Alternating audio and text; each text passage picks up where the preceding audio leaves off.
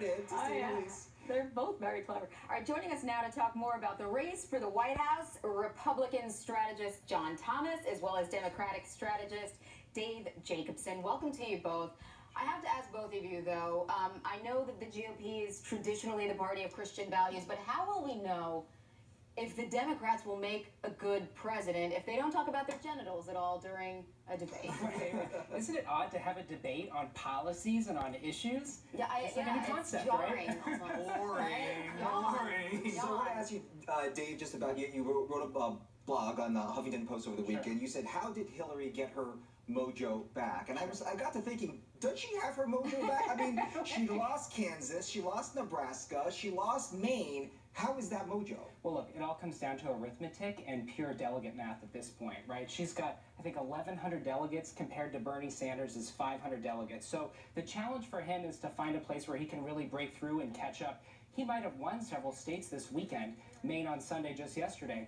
The challenge for him, though, is he's losing the big states that are rich in delegates, like Louisiana. She won one state, he won three, but she still has a lead in terms of the delegates. So Bernie Sanders hasn't figured out how to appeal to African-American voters. It's that simple. Which is really confusing to me when his biggest message is income inequality, something... But not racial inequality. If he were breaking those two as distinct, separate things, I think he'd be doing better with African-American. But the landscape benefits Hillary Clinton in this respect because she is so popular with African-American voters, and the vast majority of all the states that she's won in are heavy African-American states. Right. She won, I think, around 80% of the African-American vote on Super Tuesday, and she's leading by close to 60% with African-Americans in Michigan. So I think that's sort of the play, is she's appealing to a wide range of voters, Latinos, African-Americans, and hardcore, pure Democrats, where he's sort of appealing to independents and the young, less likely liberal voters. Or rich, white voters from Vermont. Right. Yeah, I mean, to keep in mind, he is a socialist, and I can't see voters in Louisiana at the end of the day in a general election.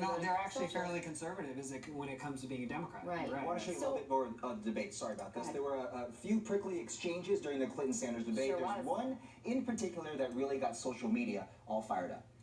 I voted to save the auto industry. He voted against the money that ended up saving the auto industry. I think that is a pretty big difference. Well, if you are talking about the Wall Street bailout, where some of your friends destroyed this economy, you know... Oh, excuse me, I'm talking. Let him sprung. If you're going to talk, tell the whole story, Senator Let me tell my story, you tell yours. I will. Girl, please. It got contentious, but it was over policy and it was over issues, and this is like the main theme between the two of them, right? Yeah, but I think in terms of the tone and the dynamic there, it was relatively condescending, and it was semi-Trump-esque in that sense, where he hasn't really talked to her like that in a debate. You haven't really seen that dynamic, so it was definitely, a first. But would that be Bernie Sanders. different if he was hushing a man? You know, I mean, it's really the optics here. Right.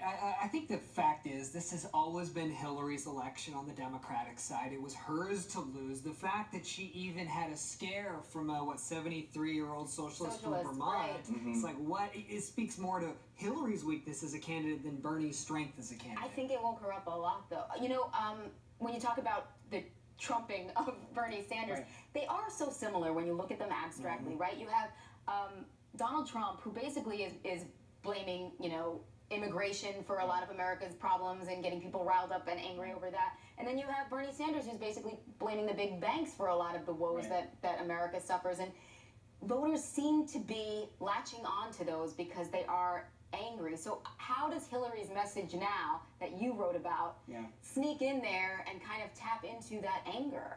The challenge for her initially was she was running a campaign on being the sort of experienced, effective leader. It wasn't breaking through. She lost by 22 points in New Hampshire, a state that's been known to sort of been the comeback state for the Clinton family in 1992 for her husband and in 2008 for her. Her sort of break down the barriers that hold you back message allows her to talk about a wide range of issues, whether it's tailored to African Americans, racism, institutional racism is holding people back.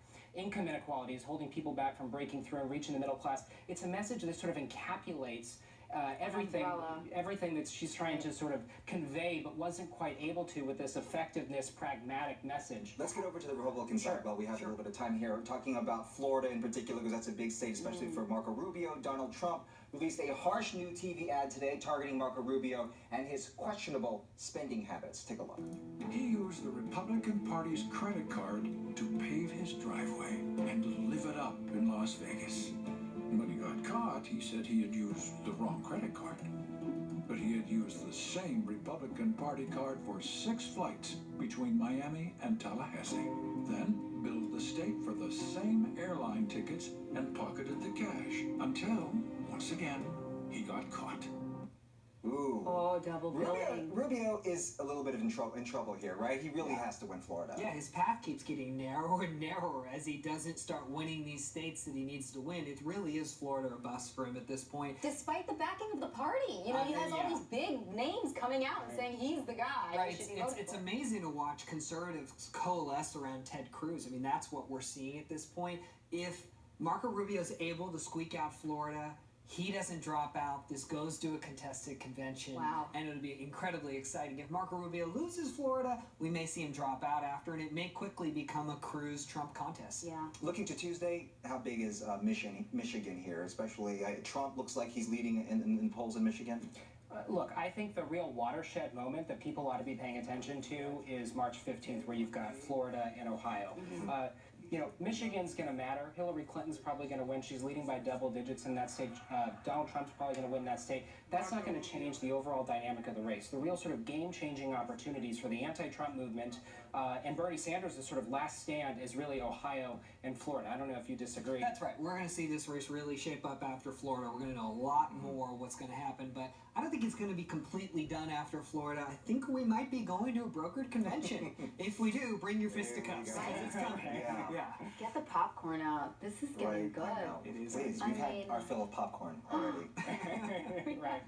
Thank you, John Thanks, Thomas Thanks and for having Dave us. Jacobson. Thank you, guys. Appreciate Check out it. his piece, by the way, Huffington Politics. How did Hillary get her mojo back? Find out. Now you know. We now know the plans for Nancy